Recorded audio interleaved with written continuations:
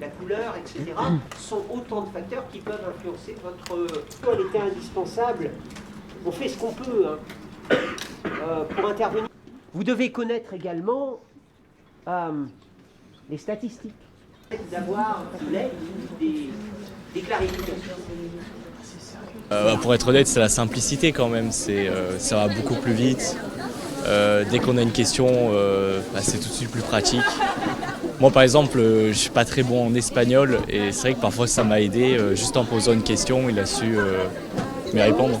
Je l'ai utilisé pour certains devoirs, mais sur des petites parties, des parties qui sont peut-être même inutiles, mais c'est quand même des notions ajoutées.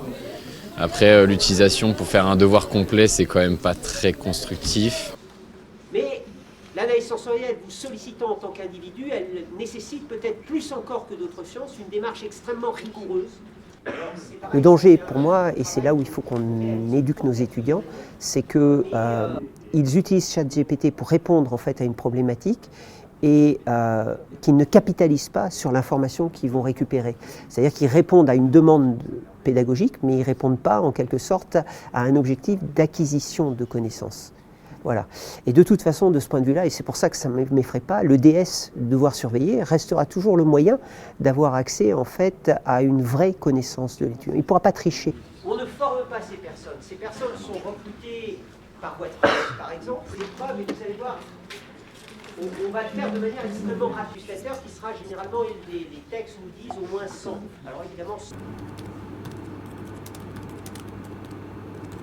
Avec ChatGPT, on ne sait pas encore exactement comment on va s'y prendre, mais on va maintenir cette même logique. Formation, dans un premier temps, et puis détection et répression au besoin, si nécessaire.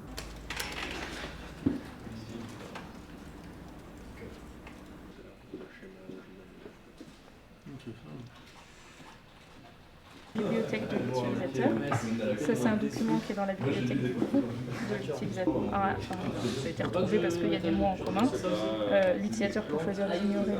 Lors des tests d'entraînement, on a pu constater que l'efficacité de notre outil à détecter si un texte était un texte humain ou un texte généré par ChatGPT était très proche de 90%, c'est-à-dire que 9 fois sur 10, on donne la bonne réponse.